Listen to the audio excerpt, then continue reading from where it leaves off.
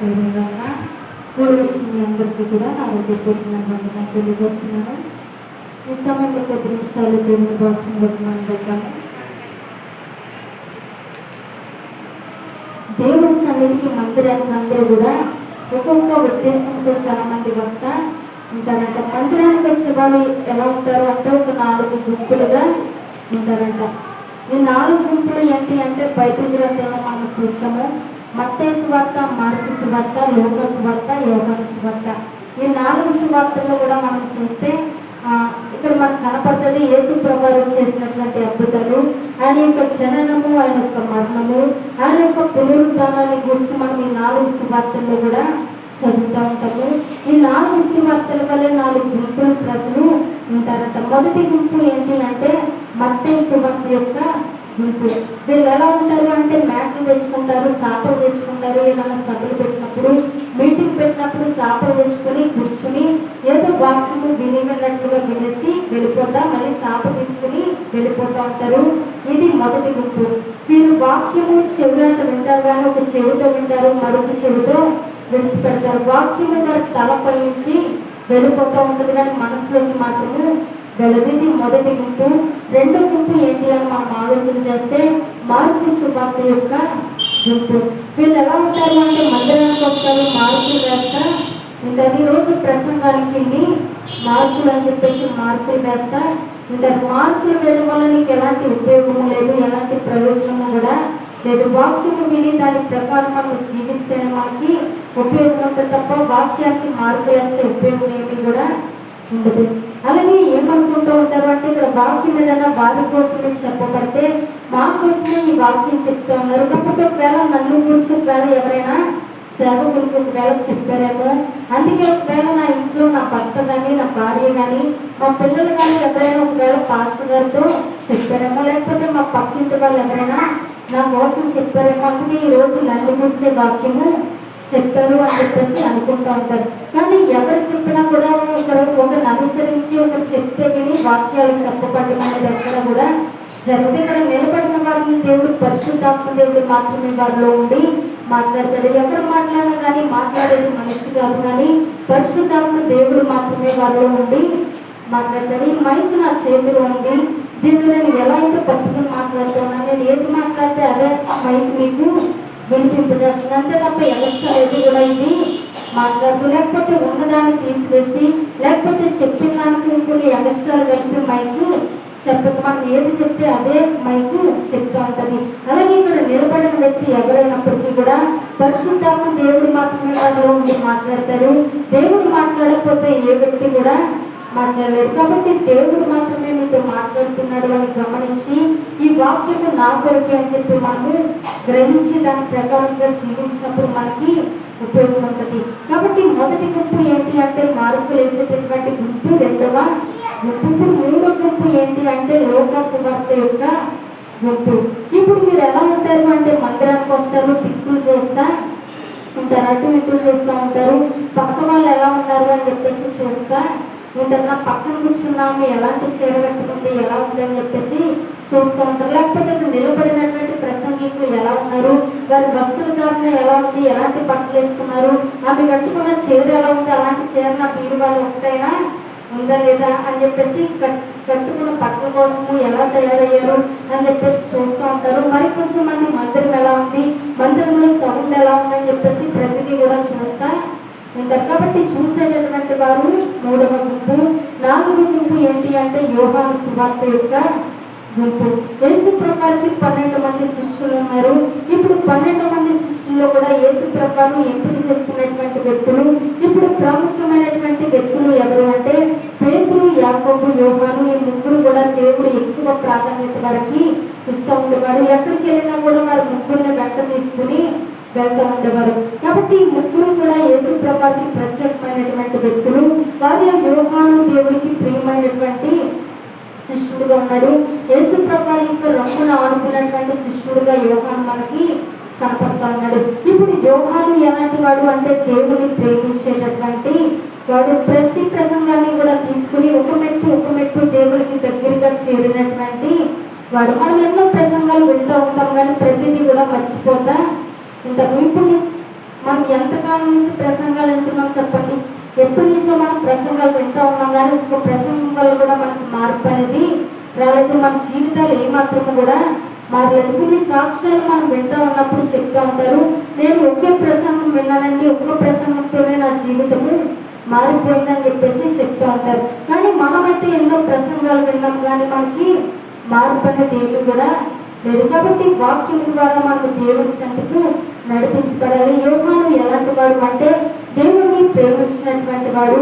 ప్రతి ప్రసంగం ద్వారా కూడా దేవుని దగ్గరికి ఒక్కొక్క మెట్టు ఎక్కుతూ దేవునికి దగ్గరగా వచ్చినటువంటి వ్యక్తి. కాబట్టి దేవుని ప్రేమించినటువంటి వ్యక్తిగా యోహాను మనకి కనిపిస్తూ ఉన్నాడు. బైబిల్లో ఎంతో మంది ఉన్నారు, దేవుని చేత ప్రేమించబడిన వారు ఎంతో మంది ఉన్నారు, దేవుడు ప్రేమించినటువంటి వారు ఎంతో మంది ఉన్నారు. కానీ యోహాను మాత్రము దేవుని ప్రేమించిన వ్యక్తిగా ఒక ప్రత్యేకమైనటువంటి స్థానంలో యోహాను ఉన్నట్లుగా మనం చూస్తా ఉంటాము. కాబట్టి యోహాను ఒక ప్రత్యేకమైన స్థానంలో ఉన్నాడు. దేవునికి ప్రియమైనటువంటి శిష్యుడిగా యోహాను ఉన్నాడు. మనకి స్నేహితులు ఉంటూ ఉంటారు, చాలా మంది స్నేహితులు ఉంటూ ఉంటారు, కానీ వారందరూ చాలా మంది ఫ్రెండ్స్ ఉంటారు, కానీ వారందరిలో మాత్రం మనకి బెస్ట్ ఫ్రెండ్స్, క్లోజ్ ఫ్రెండ్స్ కొంతమంది మాత్రమే మనకి ఉంటూ ఉంటారు. ఫ్రెండ్స్ అయితే చాలా మంది ఉన్నారు, కానీ బెస్ట్ మాత్రం కొంతమందే ఉంటారు. వారితో మాత్రమే మన హృదయాల గురించి మాట్లాడుకుంటూ ఉంటాము. ఏదైనా కూడా వారితో కష్టాలైనా సుఖమైనా దేనివైనా కూడా హృదయం విప్పి వారితో చెప్తూ ఉంటాం. ఫ్రెండ్స్ మధ్యలో ఎలాంటి సీక్రెట్లు కూడా ఉండవు, ఎలాంటివి కూడా వారి మధ్యలో దాపరికాలు అనేవి ఉండవు. ప్రతిదీ కూడా వారితో మాకు చెప్పుకుంటా ఉంటాం. కాబట్టి యోహాను ఎలా ఉన్నాడు అంటే దేవునికి ప్రియమైనటువంటి శిష్యుడుగా ఉన్నాడు. ఒక ప్రత్యేకమైన స్థానాన్ని యోహాను పొందుకుని దేవుని రొమ్మున ఆడుకున్నటువంటి శిష్యుడిగా యోహాను కనిపిస్తున్నాడు. కాబట్టి ఈ రాత్రికాల సమయంలో దేవుని మందిరానికి వచ్చిన మనమందరం కూడా దేవుని మాట్లాడగల ఏంటంటే, ప్రభా నేను నిన్ను ప్రేమించే వ్యక్తిగా ఉండాలి, నీకు దగ్గరగా నేను ఉండాలి. మరి స్నేహితుడికి ఎలా అయితే రహస్యాలు ఏమి ఉండవో అలాగే నీకు నాకు మధ్యలో ఎలాంటి రహస్యాలు ఉండకూడదు, ఎలాంటి వ్యసనాలు మన మధ్యలో ఉండకూడదు, ఎలాంటి పాపము నీకు నాకు మధ్యలో ఉండకూడదు, ఎలాంటి అలవాట్లు నీకు నాకు మధ్యలో ఉండకూడదు. అంత దగ్గరగా నీకు అయ్యేటట్లు నన్ను చెయ్యని చెప్పి దేవుని మనం కూడా అడగగలగాలి. హల్లెలూయా. లోకా సువార్తను మనం చూస్తే 18వ అధ్యాయంలో దేవుడు ఉపమానాన్ని చెప్తున్నాడు. లోకా సువార్త 18వ అధ్యాయము 9వ వచనం నుంచి చదువుదాము. తామే నీతిమంతులమని తాము నమ్ముకొని అయితే మీరు తృణీకరించుకుందరితో ఆయన ఈ ఉపమానము చెప్పును. ప్రార్థన చేయుటకై ఇద్దరు మనుషులు దేవాలయమునకు వెళ్ళి వారిలో ఒకడు పరిచయుడు, ఒకడు సుంకరి.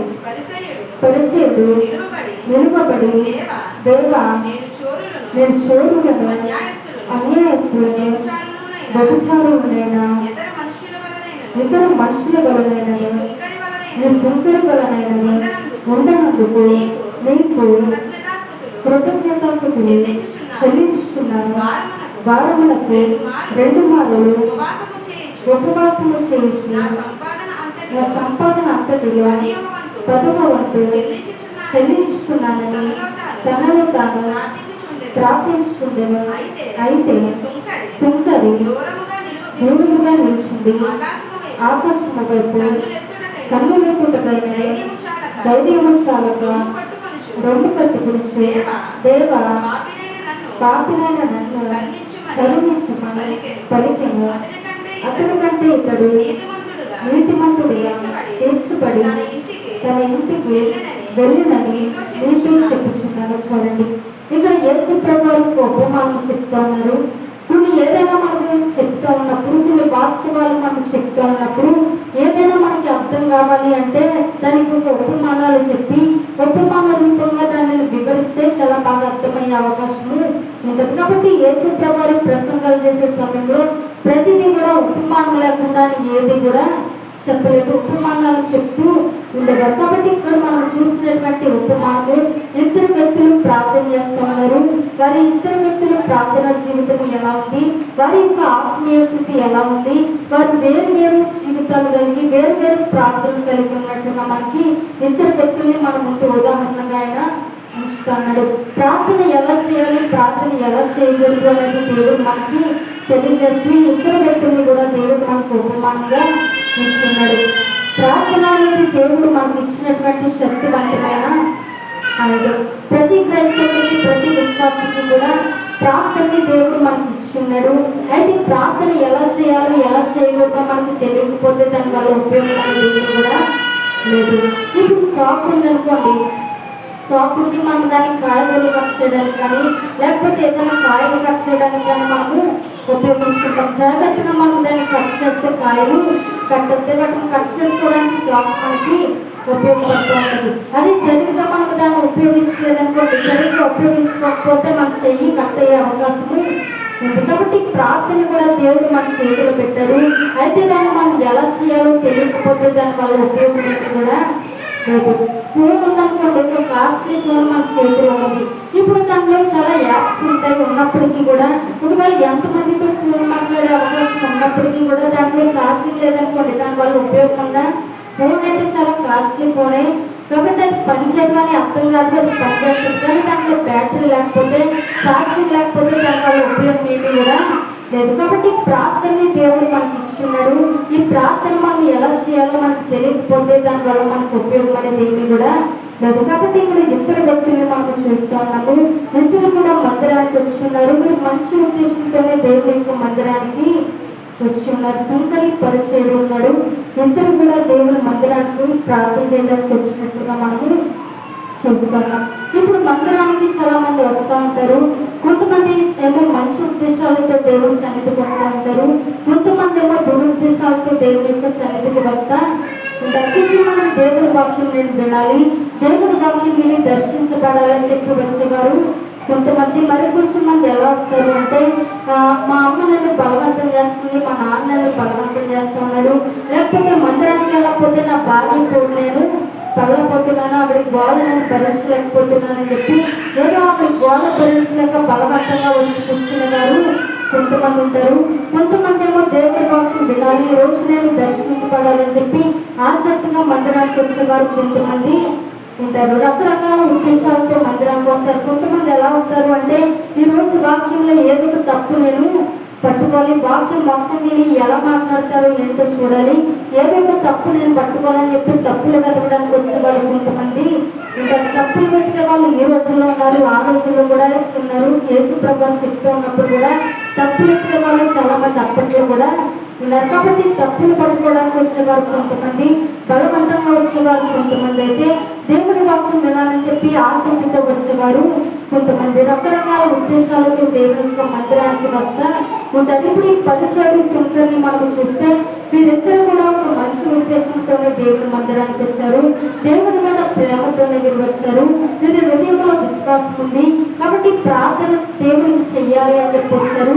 ప్రార్థన చేస్తే దేవుడు అంగీకరిస్తాడు, ప్రార్థనకి దేవుడు జవాబిస్తాడు అని చెప్పి ఒక చక్కని ఉద్దేశంతోనే వీరిద్దరూ కూడా మందిరానికి వచ్చినట్టుగా మనం చూస్తున్నాం.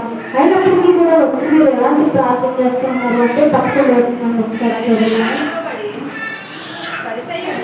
పరిచయుడు నిలబడి, దేవా నేను చోరులను అన్యాయస్తులను వ్యభిచారులైన ఇతర మనుషుల వలనైనా ఈ సొంతరి వలనైనా ఉండనందుకు మీకు కృతజ్ఞతాస్తుతులు చెల్లిస్తున్నాను. చూడండి, ఇప్పుడు మనం చూస్తే పరిచయుడు సుంకరి ఇద్దరు కూడా ప్రార్థన చేయడానికి వీరు దేవాలయంలోకి వచ్చి ఉన్నాడు. పరిచయుడు ఎవరు అంటే అప్పట్లో మనం చూస్తే యూదులలో మరి మత ప్రవిష్టులుగా పరిచయులు పిలువబడతా ఉంటారు. ఇప్పుడు ఈ పరిచయులకి ప్రపంచంలో చాలా పెద్ద పేరు పెరిగింది. ఇప్పుడు వాక్య పట్టణాలన్నీ కూడా లేఖనాలన్నీ కూడా పరిచయులకి తెలుసంట. ప్రతి వాక్యము కూడా వారికి కంఠస్థంట. అన్ని వాక్యాలు కూడా అడిగితే నిమిషంలోకి వారు చెప్తూ ఉంటారంట. కాబట్టి ప్రజలందరూ కూడా వీరిని గౌరవిస్తూ ఉండేవారు, వీరిని సన్మానిస్తూ ఉండేవారంట. పరిచయాలు అలా నడిచి వస్తూ ఉంటే వారిని చూసి అందరూ కూడా నిలబడి నమస్కారం చెప్తూ ఉండేవారంట. ఇప్పుడు మనం చూస్తే పరిచయాలకి ప్రపంచంలో ఒక గొప్ప గుర్తింపు అనేది ఉంది. ఒక గొప్ప వారిగా, ఒక గొప్ప వంశపు వారిగా మరి పరిచయాన్ని పిలుస్తా ఉండేవారు. అంటే ఇంత ప్రత్యేకమైన గుర్తింపు కలిగిన వారిగా పరిచయలు ఉన్నప్పట్లో మీరు చాలా భక్తి కలిగిన వారిగా, మరి దేవుని వెంబడించే వారిగా వీరికి ఒక ప్రత్యేకత అనేది ఆ రోజుల్లో పరిచయాలకి ఉంటూ ఉండేదంట.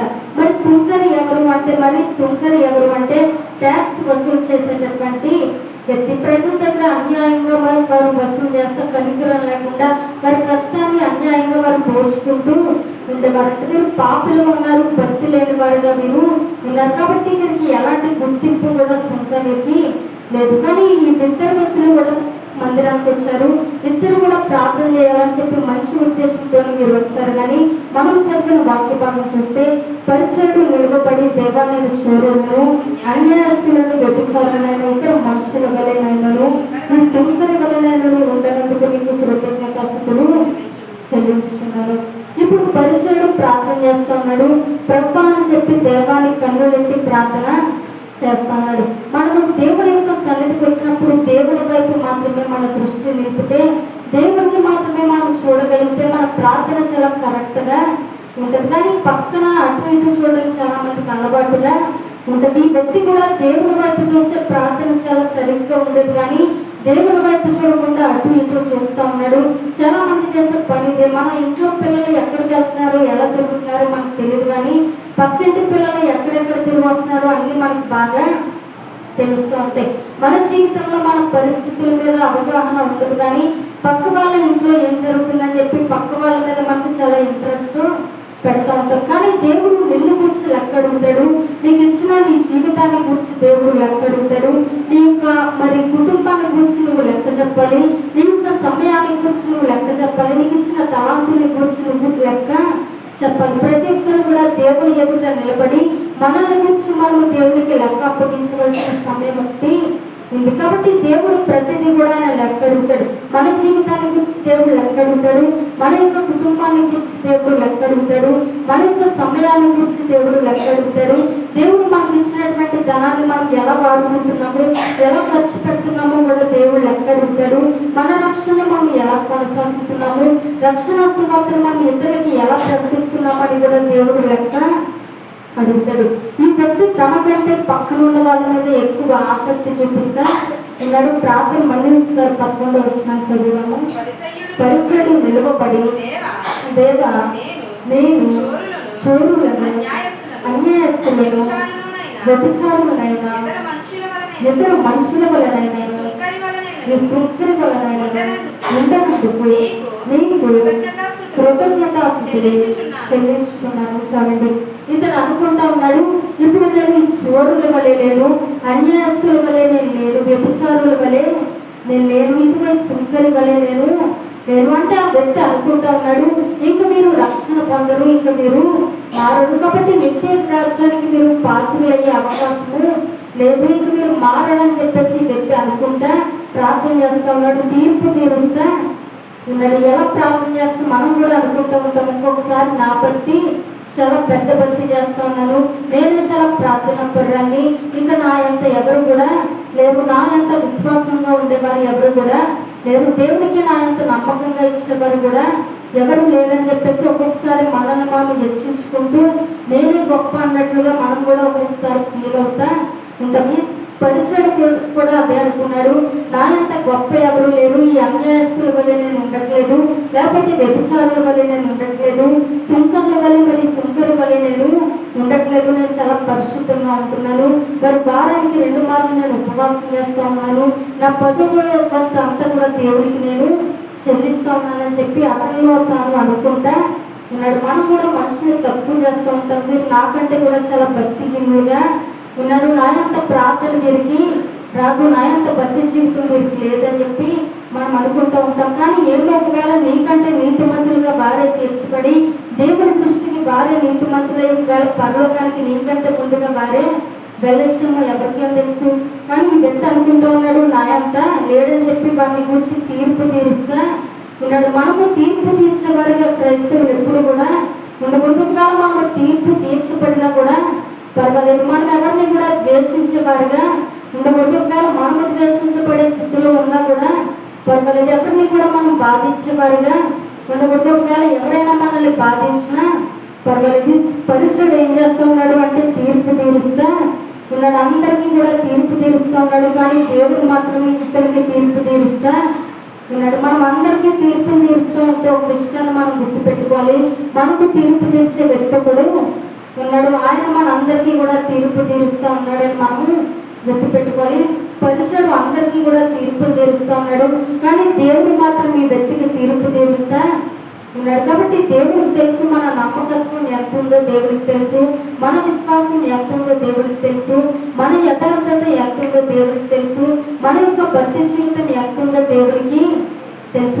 ఆయనకి ప్రతిదీ కూడా తెలుసు. మనకి ఒకవేళ హాస్పిటల్కి వెళ్తే రిపోర్ట్ తీసిస్తే ఆత్మీయ జీవితం ఎలా ఉందని చెప్పి స్కానింగ్ తీసి మనకి ఇస్తే అందరూ కూడా రిపోర్ట్ తీయించుకుని నా భక్తి జీవితం ఎంత అని చెప్పి అందరూ కూడా స్కానింగ్ పట్టుకుని తిరుగుతా అందరికీ కూడా చూపిస్తా ఉండేవారు. స్కానింగ్ తీసే మిషన్లు మన యొక్క ఆత్మీయ జీవితానికి పోల్చే మిషన్లు ఎక్కడ కూడా లేవు. కానీ దేవుడి దగ్గర ఉంది. దేవుడు మన ఆత్మీయ జీవితాన్ని పోలిస్తా ఉన్నాడు. కాబట్టి మన ఆత్మీయ స్థితి ఎలా ఉంది అనేది దేవుడికి తెలుసు. కాబట్టి ఈ వ్యక్తి తీర్పు తీరుస్తా ఉన్నాడు. పరిచయుడు తీర్పు తీరుస్తూ ఉన్నట్లుగా మనం చూస్తూ ఉంటాము. 12వ వచనం చదువుదాము. వారములకు 2 మారులు ఉపవాసము చేయొచ్చు, నా సంపాదన అంతట్లో 10వ వంతు చెల్లించుచున్నానని తనలో తాను ప్రార్థించుచుండెను. చూడండి, పరిచయుడు ప్రార్థన చేస్తున్నాడు. ప్రభా 2 మారులు, వారానికి 2 మారులు నేను ఉపవాసం చేస్తా ఉన్నాను. నా సంపాదన అంతట్లో కూడా 10వ వంతు నీకు చెల్లిస్తా ఉన్నానని చెప్పి దేవుడితో చెప్తా ఉన్నాడు. దేవుడికి తెలీదా చెప్పండి? ఈ వ్యక్తి ఉపవాసం చేస్తున్నాడని దేవుడికి తెలీదా?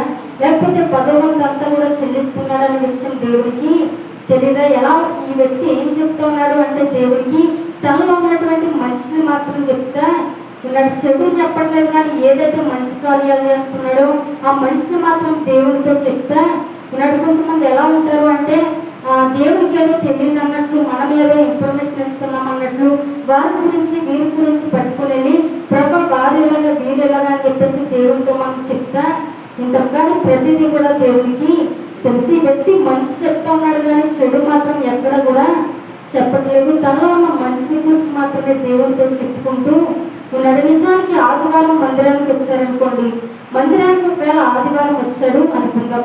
ఇప్పుడు ఆదివారం వచ్చిన తర్వాత మళ్ళీ ఈ వ్యక్తి మందిరానికి వెళ్ళడానికి మళ్ళీ ఆదివారం వరకు మందిరానికి వెళ్ళడు. కాబట్టి ఆదివారం వచ్చిన వ్యక్తి మళ్ళీ ఆదివారం మాత్రమే మందిరానికి వెళ్తాడు. ఈ వారం రోజులు ఎక్కడైతే తప్పిపోయాడో, ఈ వారం రోజులు ఎలాంటి పాపం అయితే చేశాడో, దేవుడికి ఆయాస్కరమైన కార్యాలు ఎలాంటివి అయితే చేశాడో అలాంటి దేవుడికి చెప్పట్లేదు. కూడా ఈ వారంలో నేను ఎలాంటి తప్పు చేశాను, ఎలాంటి పాపం నేను చేశాను, లేకపోతే ఈ విషయంలో నేను ఎలా తప్పిపోయానని చెప్పి తాను తప్పిపోయిన విషయాలు దేవుడితో చెప్పట్లేదు. కానీ మనుషుల గురించి మాత్రమే మాట్లాడుతూ ఉన్నాడు.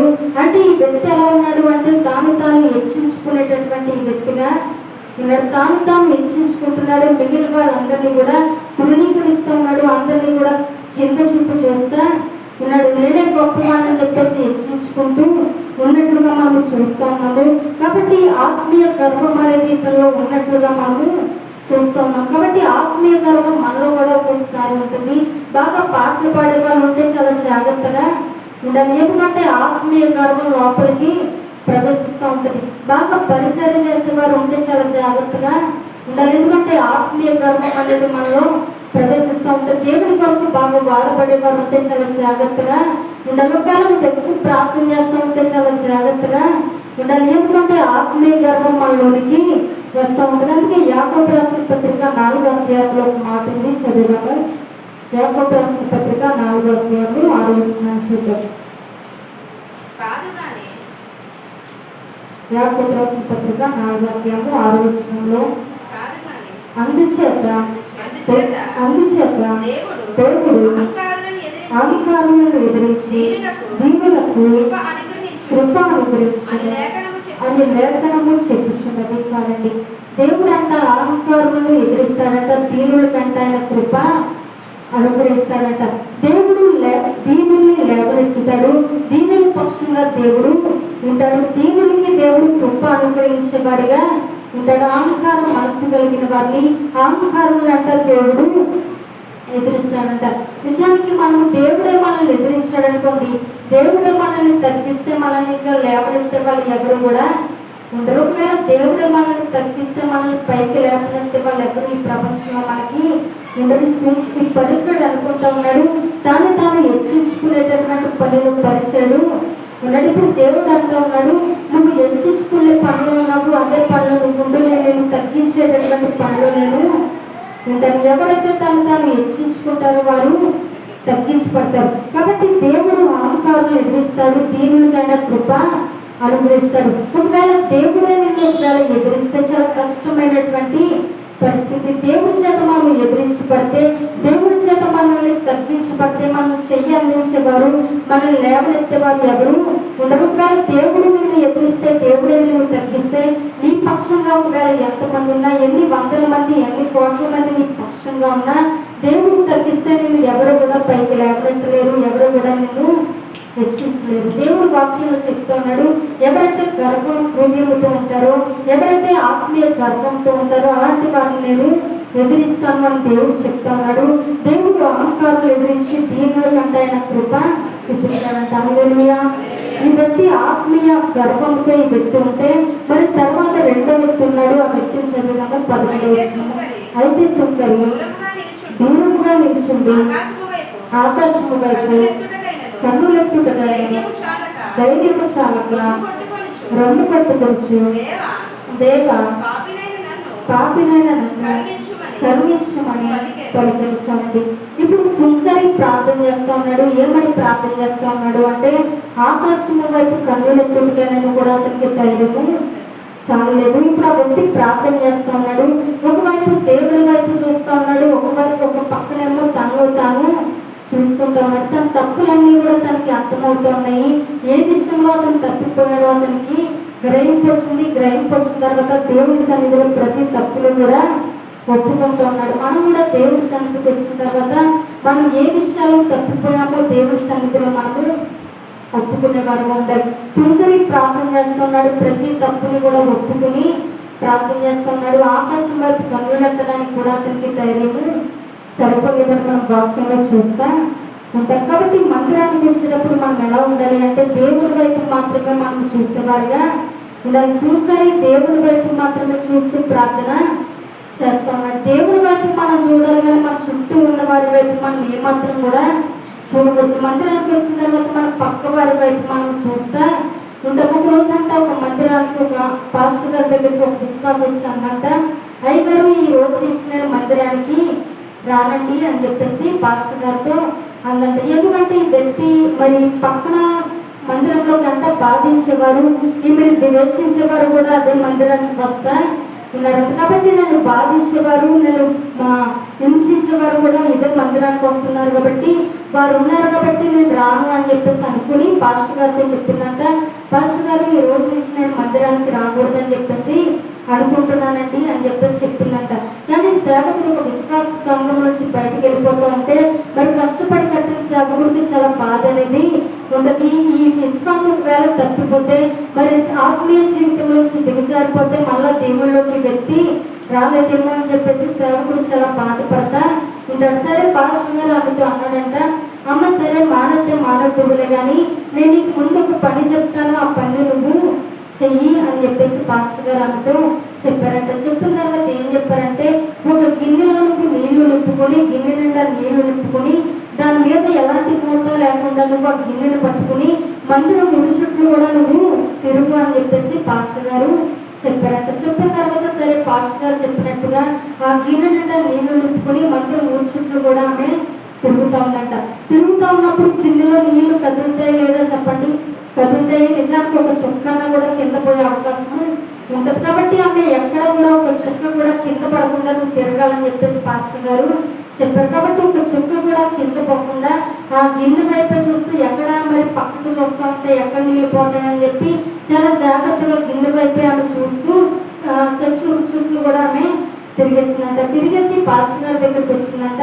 వచ్చిన తర్వాత పాస్టర్ గారు అన్నారు, అమ్మ నువ్వు ఆ తిరిగే క్రమంలో మందిరానికి ఎంతమంది వస్తున్నారో నువ్వు చూసావా? ఎంతమంది వచ్చారో ఏంటో నువ్వు చూసావా అని చెప్పేసి పాస్టర్ గారు అడిగారంట. అడిగినప్పుడు ఆమె చెప్పింది, లేదయ్య గారు, ఒకవేళ నేను పక్కన చూస్తూ ఉంటే నీళ్ళు అక్కడ పోతాయో అని చెప్పి నేను దిక్కులు ఏమీ కూడా చూడకుండా గిన్నె వైపే నేను చూస్తూ తిరిగాను, ఒక చుక్క కూడా బయటికి పోలేదు అని చెప్పేసి పాస్టర్ గారితో ఆమె చెప్పిందంట.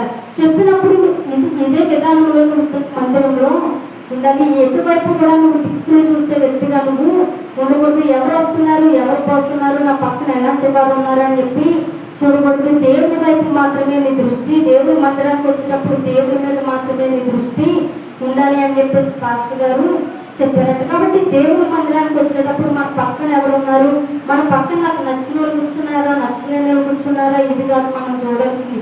మందిరానికి ఎవరైనా వస్తారు, ఎవరైనా పోతారు, కానీ మనం మాత్రం మనుషుల్ని చూస్తారు కానీ దేవుడి మీద మాత్రమే మన దృష్టిని నిలపగలగాలి. హల్లెలూయా. ఇప్పుడు సుంకరి దేవుడి వైపు మాత్రమే చూస్తూ ప్రార్థన చేస్తా ఉన్నాడు. ఇప్పుడు ఇతనిలో ఉన్నటువంటి తప్పులన్నీ కూడా ఈ వ్యక్తికి తెలిసాక, ఇప్పుడు ఈ తప్పులన్నీ కూడా తెలిసిన తర్వాత ఈ వ్యక్తి ప్రార్థన చేస్తా ఉన్నాడు. ఇప్పుడు అన్ని కూడా తెలిసిపోయిన తర్వాత ఇతనిలో ఒక భయం అనేది మొదలవుతా ఇది. ఆకాశంలో వైపు కన్నులెత్తి చూచుటకైనట్టు కూడా ఇతనికి ధైర్యం సరిపోలేదు.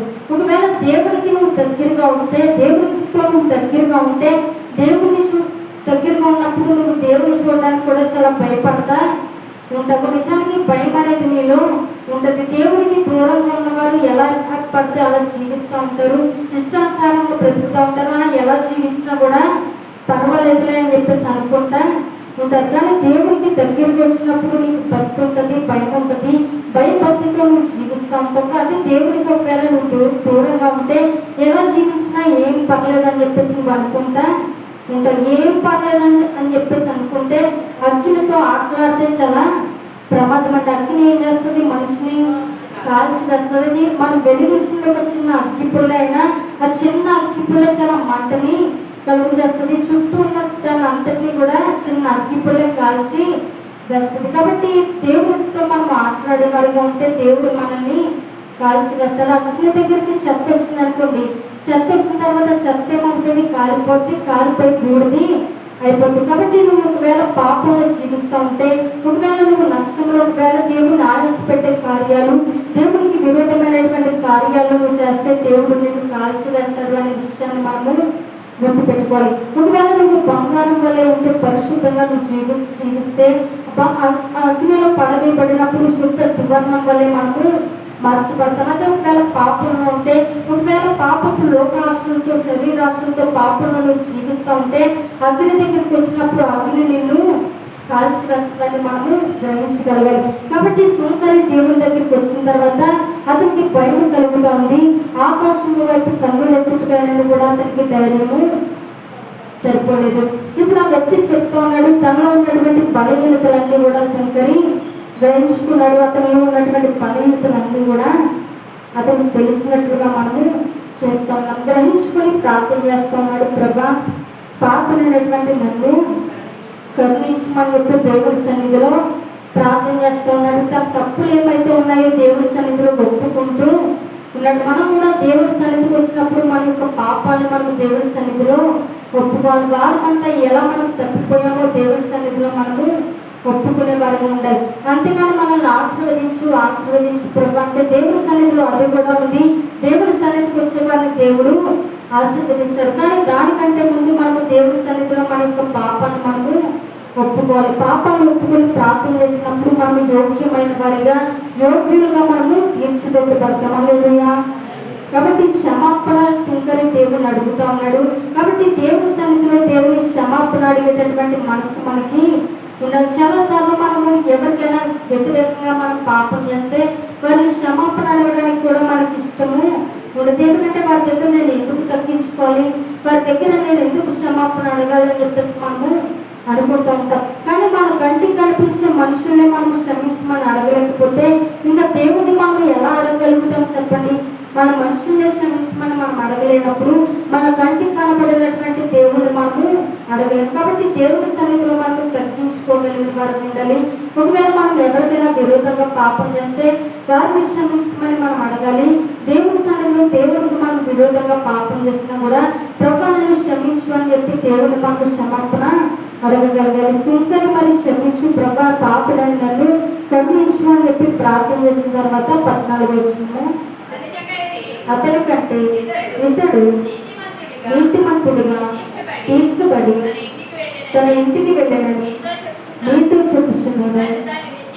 తను తాను హెచ్చించుకున్నవాడు తగ్గింపబడునని, తను తాను తగ్గించుకున్నవాడు హెచ్చింపబడునని చెప్పాడు. చాలండి. ఎవరైతే హెచ్చించుకుంటారో వారు తగ్గించబడతారు, ఎవరైతే తగ్గించుకుంటారో వారు హెచ్చింపబడతారు. హల్లెలూయా. ఇప్పుడు సుంకరి దేవుని సన్నిధికి వచ్చి ప్రార్థన చేశాడు, తగ్గించుకుని ప్రార్థన చేశాడు. ప్రభా నేను పాపని నన్ను కరుణించు అని చెప్పి ప్రార్థన చేశాడు. ఇతను ప్రార్థనలో ఏం కనపడతా ఉందంటే తగ్గింపు మనకి కనపడతా ఉంది. ఎందుకంటే మన అంతరంగం అనేది బాగోలేకపోతే దేవుని దగ్గర మన అంతరంగాన్ని మనము సరి చేసుకోవాలి. ప్రభా నా అంతరంగాన్ని నువ్వు సరిచేయి, నా హృదయాన్ని నువ్వు సరిచేయని చెప్పి మనం ఏ విషయాలు తప్పిపోతున్నామో దేవుని సన్నిధికి వచ్చినప్పుడు మన యొక్క అంతరంగాన్ని, మన యొక్క హృదయాన్ని మనం సరి చేసుకోగలగాలి. సరి చేసుకున్నప్పుడు దేవుని ఎదుట మనకు యోగ్యులుగా తీర్చబడతాము, ఆయన దృష్టికి మనము నీతిమంతులుగా తీర్చబడతాము. కాబట్టి మరి పరిశుద్ధుడు అయితే హెచ్చించుకుని ప్రార్థన చేశాడు, హెచ్చింపబడి ప్రార్థన చేసినందుకు తగ్గించబడ్డాడు. సుంకరి తగ్గించుకుని ప్రార్థన చేశాడు కాబట్టి హెచ్చింపబడ్డాడు. దేవుని దృష్టికి సుంకరి నీతిమంతుడిగా తీర్చబడ్డాడు. హల్లెలూయా. కాబట్టి మనం తగ్గించుకుని ప్రార్థన చేసేవారుగా ఉండాలి. ఆఖరిగా మరొక మాట మనం చదువుతున్నాము. మొదటి యోహాను రాసిన పత్రిక 2వ అధ్యాయము 16వ వచనం చదువుతాం.